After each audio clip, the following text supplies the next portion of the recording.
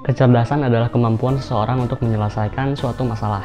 Dan ini cakupannya luas. Masalah tersebut bisa berbentuk suatu soal di pelajaran sekolah, ataupun ketika kita mencari barang yang hilang, ataupun ketika kita bermain game itu pengen mengalahkan musuh, pengen mendapatkan item ini atau apapun itu. Ya tiap hari kan kita menghadapi suatu masalah, dan tentu kecerdasan ini sangat membantu untuk kita bisa menyelesaikan masalah dengan lebih baik, dengan benar gitu, agar tidak menimbulkan masalah-masalah yang lebih besar lagi. Dan penyelesaian masalah ini juga menggunakan beberapa kemampuan, menggunakan kemampuan analisis dan juga alur berpikir, ya logika berpikir. Yang pertama, analisis juga kebagi menjadi 3 hal. Gue membagi menjadi 3 hal, yaitu observasi, literasi, dan numerasi. Yang pertama, observasi itu kita mencari sebuah data dalam suatu masalah tertentu, kira-kira ada variabel-variabel apa atau data apa yang kita bisa ambil untuk kita bisa mempergunakan selanjutnya gitu, biar kita bisa mengidentifikasi masalah tersebut dan menyelesaikannya.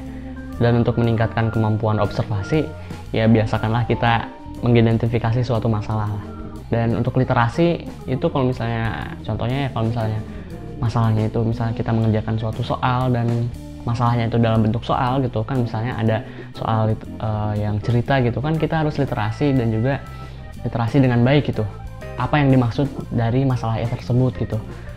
Jadi penyelesaiannya tuh gimana, masalahnya apa, dan nanti yang diminta akhir solusinya itu apa gitu. Nah, untuk meningkatkan kemampuan literasi, kita bisa membiasakan diri untuk membaca dan menulis. Jadi kenapa bisa meningkatkan? Karena seperti otot akan semakin kuat ketika kita menggunakannya. Dan juga sama seperti kemampuan literasi kita akan meningkat ketika kita sering menggunakannya. Dan menulis juga itu salah satu bentuk dari literasi lah, bisa dibilang. Karena itu reverse-nya gitu, jadi kebalikannya dari literasi. Jadi literasi itu kita menangkap informasi ke dalam otak kita. Kalau misalnya kita menulis, itu kita menangkap otak kita untuk kita literasikan gitu ke orang lain, kita sebarkan ke orang lain gitu. Dan ya kalian sering-sering lah lakukan hal ini gitu. Jadi ketika kalian overthinking, kalian menulislah itu, ya sebarkan pikiran-pikiran kalian gitu. Dan ketika otak kalian blank gitu, nggak ada isinya, kalian baca lah gitu. Jadi biar kita meningkatkan juga kemampuan literasi. Dan terakhir, numerasi itu karena setiap data-data yang kita observasi itu, masalah yang kita observasi kan menghasilkan data-data kan.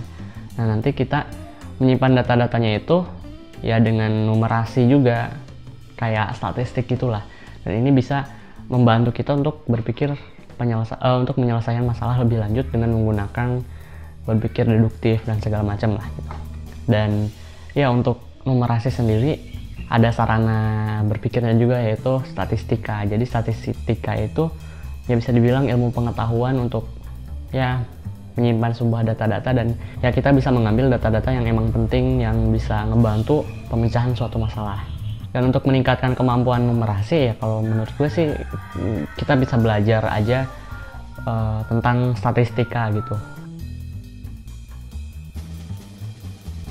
Untuk meningkatkan logika berpikir, kita bagi 2 dulu nih. Nah, jadi dari logika berpikir ini ada beberapa bagian gitu. Yang pertama itu berpikir deduktif, yang kedua berpikir induktif, dan yang ketiga ada berpikir campuran, itu kita menggunakan induktif dan juga deduktif.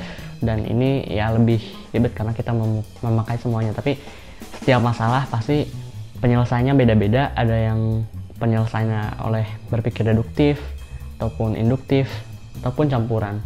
Dan kita bahas berpikir deduktif dulu. Nah, jadi berpikir deduktif itu apa sih? Jadi berpikir deduktif itu kita menyimpulkan suatu hal berdasarkan premis-premis sebelumnya yang ada pada sebelumnya gitu.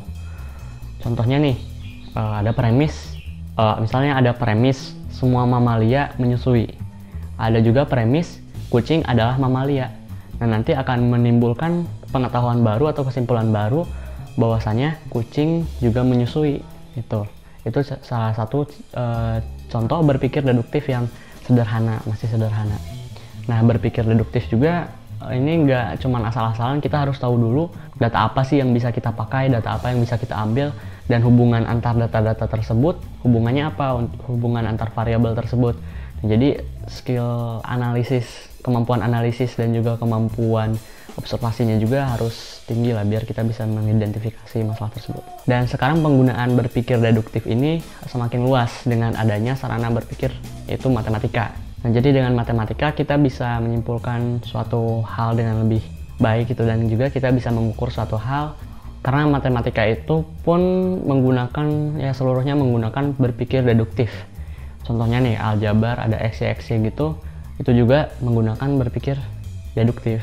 Namun ada juga sih penggunaan induktif dalam matematika, contohnya kayak aritmatika gitu yang ada deretan angka gitu, yang misalnya awalnya 1 jadi 5 jadi 9 jadi 14, itu menggunakan berpikir induktif juga. Nah, terus emang berpikir induktif itu apa? Nah, jadi berpikir induktif itu menyimpulkan suatu hal berdasarkan kejadian sebelumnya. Dan kejadian tersebut kita alami secara indrawi gitu. Kita bisa lihat, kita bisa merasakannya. Contohnya nih, contoh kecilnya yaitu kalau misalkan mendung, biasanya hujan. Nah, dari situ itu adalah salah satu cara berpikir induktif di mana setiap kali mendung akan terjadi hujan. Kemungkinan hujannya tinggi gitu. Jadi untuk selanjutnya jika mendung, kita bisa menyimpulkan kalau misalnya akan ada hujan. Itu adalah salah satu contoh berpikir induktif. Dan untuk secara efektif meningkatkan kemampuan berpikir kita, kecerdasan kita, ya kita biasakanlah untuk menyelesaikan masalah-masalah. Contohnya bagi para pelajar, kita bisa menyelesaikan masalah-masalah ya soal yang ada di sekolah gitu. Dari berbagai mata pelajaran, itu kalau misalnya kita selesaikan masalah-masalah tersebut, ya tetap aja gitu bisa meningkatkan kemampuan berpikir kita. Jadi biasakanlah untuk menjawab soal oleh diri kita sendiri gitu. Jadi berpikirlah gitu. Kalau misalnya belajar, jangan asal contek. Terus juga bisa dengan menyelesaikan masalah-masalah kehidupan atau masalah-masalah random, kayak misalnya jarak dari sini mau kemana gitu, mau jalan-jalan kemana, itu jarak berapa dihitung-hitung, resiko apa gitu segala macam dihitung. Terus masalah-masalah random, misalnya ada barang hilang, sebelumnya disimpan di mana, kemungkinan ada di mana, sebelum-sebelumnya pernah disimpan di mana aja sih barang tersebut dan segala macam.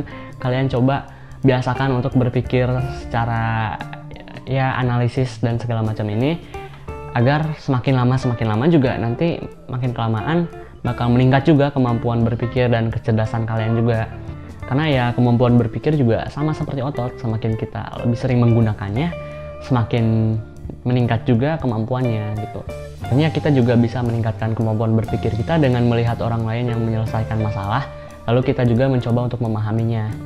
Ya kalian ada juga cara seru untuk meningkatkan kemampuan berpikir, seperti kita nonton anime, misalnya nonton Dr. Stone, kan itu tentang ilmu pengetahuan sains gitu.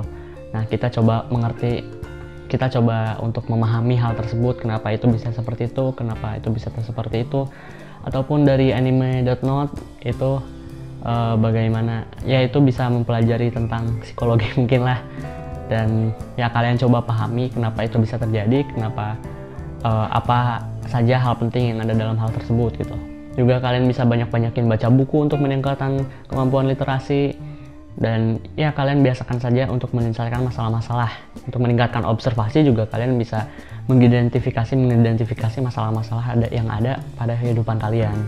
Itu nanti ya lama-kelamaan kalau semakin sering kita problem solving, dan ya semakin sering kita melakukan problem solving atau pemecahan masalah, maka kemampuan yang tadi disebutkan juga perlahan-lahan akan meningkat lah. Dan biasakanlah berpikir setiap harinya secara aware gitu, secara sadar. Kalian jangan hidup kayak robot, cuman gitu-gitu aja gitu. So, stay think, stay berpikir dengan baik, dengan kesadaran penuh. So, semoga kita semua bisa semakin cerdas. See you next time in the next video. Goodbye.